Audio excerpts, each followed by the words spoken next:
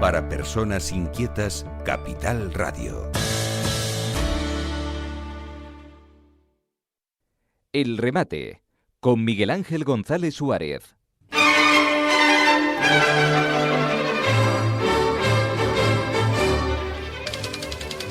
Bueno, hoy tenemos tela que cortar en este programa, rematando toda la información, porque cada vez hay más información, cada día no, cada rato cambia todo y bueno, las cosas están como están. Pero ya tenemos con nosotros al profesor Eduardo Pintado. Buenos días. Buenos días a todos los radio oyentes, un abrazo. Tenemos tela que cortar hoy, ¿no? Sí, hay muchos flancos, sí, muchos frentes abiertos y nunca mejor dicho. Digamos, del que más se está hablando estos últimos días ha sido por las repercusiones que no solamente tiene en su propio país, que es Hungría, sino por la repercusión que tiene en la Unión Europea, en Bruselas, el resultado de las elecciones húngaras. Que uno oye algunas opiniones sobre los resultados que son realmente peculiares, porque hay, en fin, muchos sectores progresistas en este país de distintos y variados partidos en la izquierda que se les ve como muy, muy satisfechos con el resultado, ¿no? Y yo me pregunto, pues la verdad es que no sé qué razón tienen para estar tan contentos, ¿no? Porque haciendo yo el recuento después, es el único parlamento en toda Europa occidental que no hay ni un representante de izquierda moderada, izquierda progresista o extrema izquierda, que son los términos que se usan hoy. Ni uno. Y es un hecho realmente peculiar, porque todo el espectro parlamentario de Hungría se lo reparten entre los partidos conservadores, los partidos de la derecha e incluso un minúsculo partido de la extrema derecha. O sea que es un hecho realmente peculiar. Aquí lo único que ha habido es que facciones que estaban dentro del partido gubernamental de Orbán, sectores importantes, se escindieron con un político joven al frente, que es que se apellida Magyar, que quiere decir húngaro en Magyar, ¿no? Tiene un apellido peculiar, y que es una escisión del partido gubernamental de Orbán, pues ha ganado las elecciones por goleada. Pero vamos, que es algo bastante parecido a lo que había, con algunas diferencias notables, pero en fin, son ramas distintas del mismo árbol. Y bueno, yo creo que la diferencia fundamental va a ser restablecer sus relaciones con la Comunidad Económica Europea, con Bruselas. Creo que ese va a ser el punto diferencial más importante que tenía con Orbán, y poco más. No creo que haya muchas más grandes diferencias. Habrá matices, pero no grandes diferencias con Orbán. O sea que recuperar los fondos que tenía la Comunidad Económica Europea, las tenía paralizadas, que eran fondos finalistas con el gobierno húngaro, se van a desbloquear. Esa será la primera medida importante.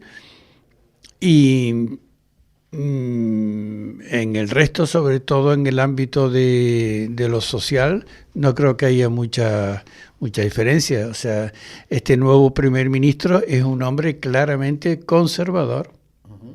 Bueno, procede del mismo lugar que Orbán.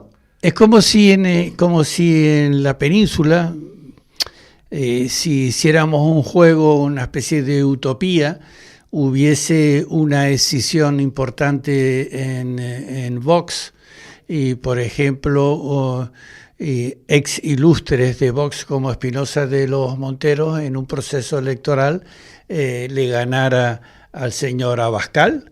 Pues más o menos sería algo parecido.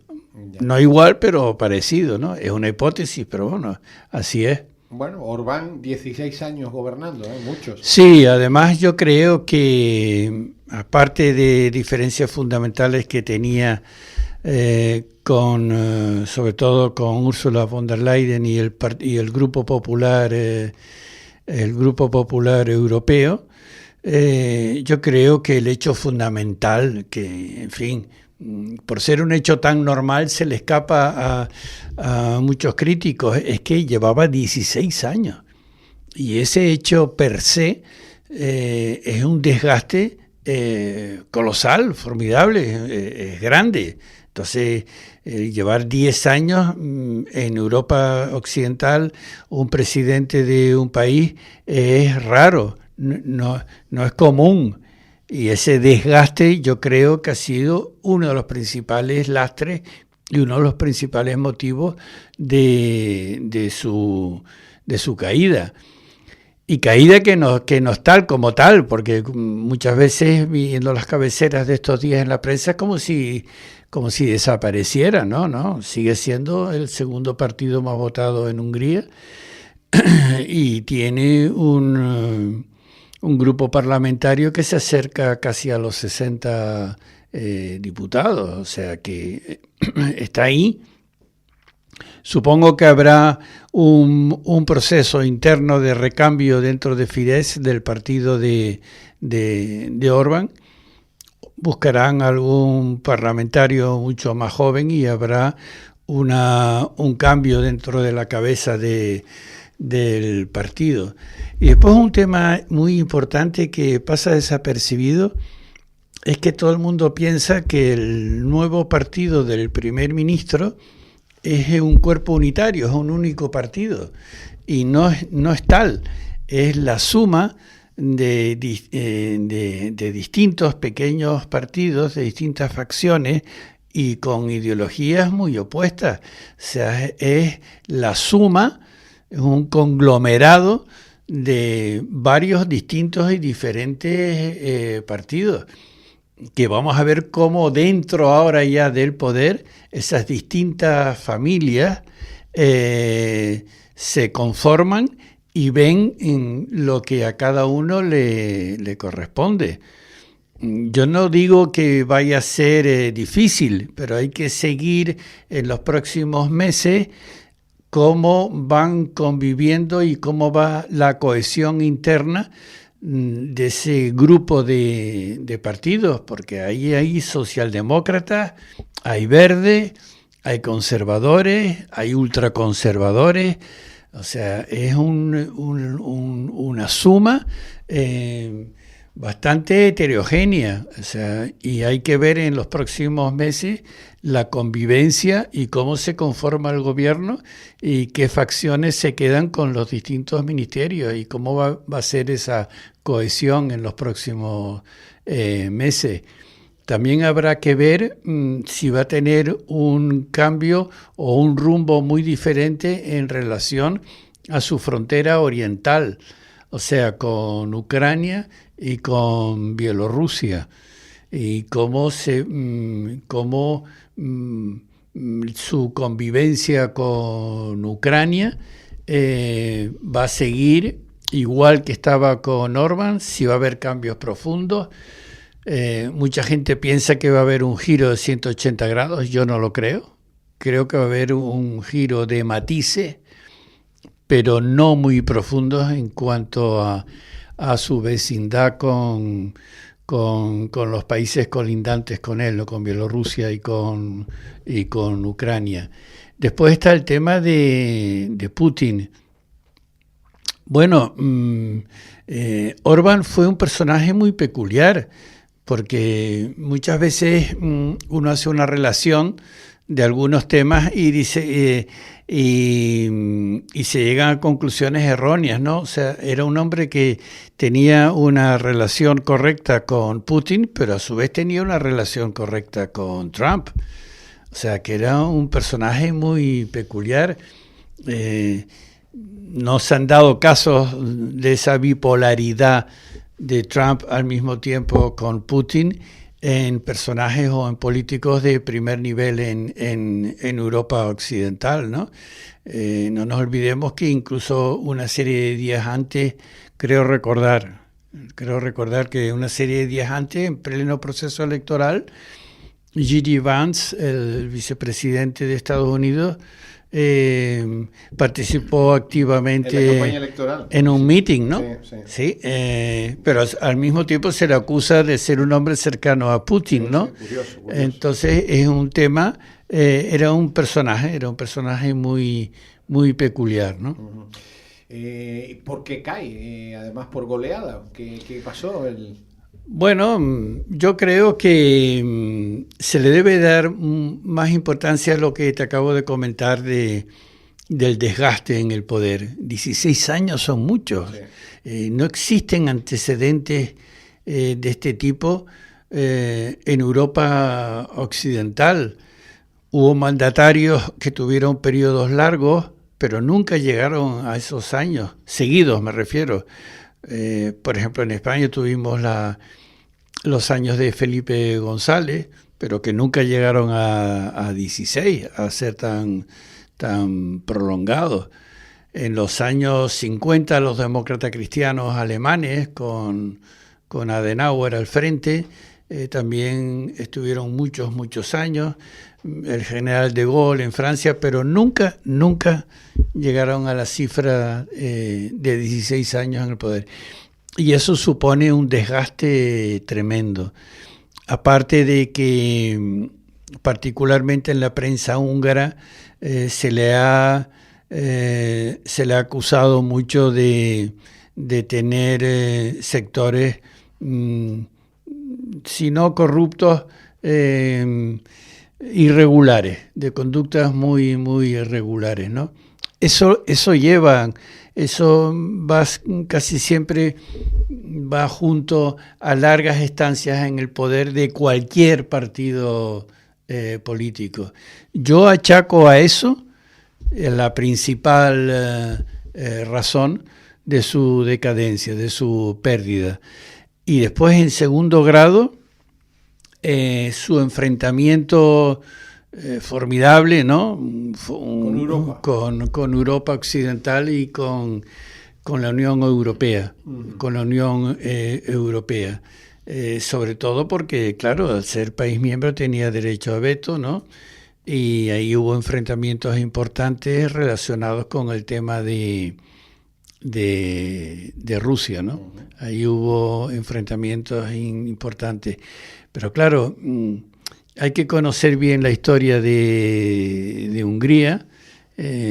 Hungría ha sido un país que en el siglo XX ha sufrido dos grandes guerras mundiales.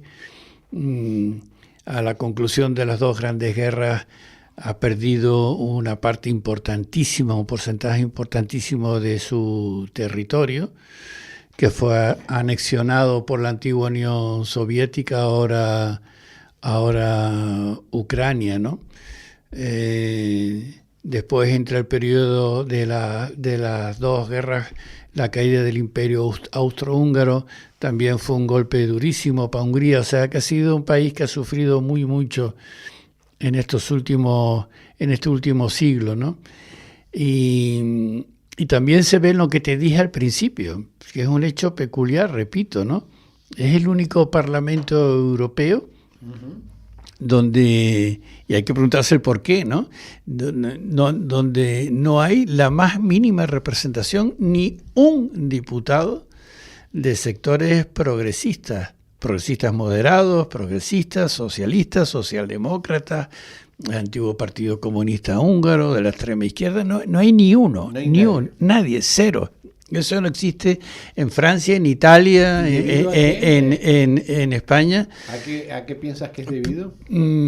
Primero a la larguísima ocupación soviética durante la época del telón de acero, por un lado. Segundo lado, el levantamiento de Hungría fue de los pocos países en el telón de acero que en 1956, en pleno apogeo de la Unión Soviética, se levantó Budapest, ¿no? Y el resto de Hungría, la Revolución Húngara se levantó mucho antes que Checoslovaquia contra la Unión Soviética, ¿no?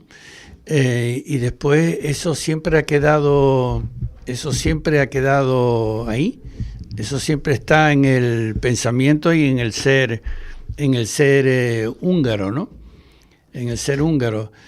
Y después ha sido muy, muy difícil que los partidos que fueron cercanos al Partido Comunista Húngaro hayan podido levantar cabeza otra vez. Pero cosa que no ha ocurrido en otros países, donde aunque sea pequeña sí tienen una representación, ¿no? Pero en Hungría cero. Bueno, hay que decir que no tiene nada que ver con lo que está contando el profesor, que el Parlamento húngaro, allí en Budapest, es una maravilla. Es uno de los edificios más bonitos del mundo. Impresionante. Eso viene de la época del Imperio Austrohúngaro. Es uno de los edificios más bonitos que era a la orilla del Danubio. Sí. Es un edificio emblemático. Por supuesto, no tiene nada que ver con la profundidad del tema que estás hablando. Pero con perdón, no creas, porque en ese edificio se personifica, hay una puesta en escena de lo que fue la grandeza de la mitad del Imperio Austrohúngaro, ¿no? Sí. De la cabeza bipolar de los dos águilas del imperio, ¿no? Viena y Budapest. Y no nos olvidemos que Hungría era el doble de grande de lo que hoy vemos en el ámbito territorial. O sea, fue un país muy, muy, muy poderoso en su día. Lo que pasa es que todo eso se derrumbó a la caída del Imperio Austrohúngaro y después un segundo gran golpe terrible que sufrieron, que fue la pérdida de todo lo que es la Transilvania rumana ahora, al final de la Segunda Guerra Mundial, ¿no? Que le fue amputada una parte importante de su territorio a favor de Rumanía, otro trozo pequeño, Rutenia, a favor de lo que hoy es Ucrania, y otro trozo pequeñito también de lo que hoy sería Eslovaquia, ¿no? Y con minorías húngaras importantes, ¿no? O sea, que ha sufrido muchos golpes, pero lo que es la historia está ahí, y donde se personifica en ese parlamento formidable. Yo creo que es por lo menos para mí, es el edificio del parlamento más bonito del mundo. Sí, los dos grandes parlamentos a nivel de edificios para mí son el británico y el húngaro.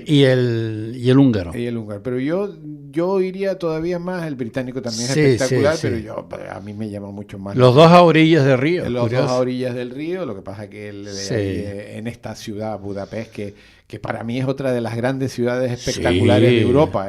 Recomendable a todos los jóvenes que viajen por esa parte del mundo, que conozcan bien ese triángulo maravilloso que era el antiguo triángulo del Imperio Austrohúngaro, que es Viena, Praga, Budapest. Espectacular. Que ese triángulo es una cosa formidable. Y te digo una cosa, y entre las tres ciudades, que las conozco perfectamente, hombre, hay que verlas las tres. Cada una, porque Viena es también espectacular. Pero yo me quedo con Budapest. Yo también. Yo me quedo con Budapest, mucho más que Praga. Yo también, por su historia y además la entrada después a Rumanía, a lo que es todo el Danubio. Es un viaje recomendable, sobre todo atravesar todo el este de Europa desde Viena hasta el Mar Negro, y pasando, por supuesto, por Budapest, ¿no? Eso es una pasada. Sí. Como dicen los jóvenes. Recomendable. Bueno, Europa respira con este cambio en Hungría. Yo de todas maneras soy muy cauteloso. Entiendo perfectamente que momentáneamente estas primeras semanas de júbilo, y de gozo, pues sean entendibles. Pero vamos a esperar en los próximos meses la conformación del gobierno, el devenir de este gobierno, la personalidad de este nuevo presidente, joven, 45 años, pero, repito, proviene del mismo árbol con diferentes ramas, que gustará a unos y no gustará a otros, pero eso es cierto, eso es muy cierto. ¿Cuándo toma posesión? Pues yo no sé en la Constitución húngara si son 4 semanas, pero vamos a un espacio corto de tiempo. O sea que es corto, no es como en Estados Unidos, que es larguísimo el tiempo. No. Y además se rumoreaba, se decía, se pensaba. Lo iban a cortar todavía más. No, y que Orbán iba a poner muchos obstáculos, y no ha sido así. En la prensa alemana claramente está documentado que a la media hora de cerrarse los colegios electorales en Hungría y saberse las primeras informaciones sobre el resultado electoral, que fue así al final, a la media hora, Orbán ya llamó personalmente al nuevo primer ministro, ¿no? Profesor, ha sido un placer. Hoy hemos hablado solo de ese cambio en Hungría, ¿no? Importantísimo, de ese cambio. Pero quedan cosas importantes. Bueno, pero es que hay tantas cosas importantes. Pues ya acabó. Ya acabó. ¿Cómo va a ser eso? Ya acabó, ya voló el tiempo. Pero había tantas cosas importantes. Sí, pero tantas. Hay que hablar, yo quisiera... Pero bueno, me llama la atención y me quisiera hablar en la próxima reunión sobre un país que está teniendo una presencia, ya lo hablamos en el último programa, que es Pakistán. Sí. Bueno, pues y en el proceso de paz. ¿Por qué Pakistán? Y el peso que está teniendo Pakistán en estas reuniones. Nos lo ponemos como tarea ya, de la próxima lección magistral del profesor Eduardo Pintado. Hasta la semana que viene. Un abrazo a todos los radioyentes. El remate, con Miguel Ángel González Suárez. Capital Radio.